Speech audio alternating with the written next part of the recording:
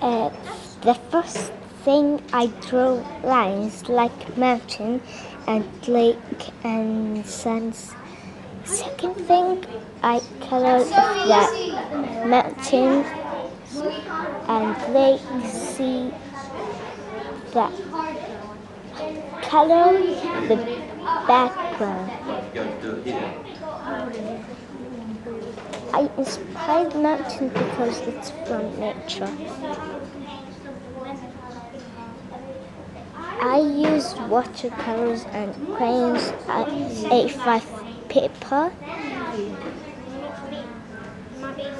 The medium is sculpture. My friend said, really good, Lamis. Love your sun and your mountains and the sea. From Hannah. I find it easy because it's just mountains and sea sun.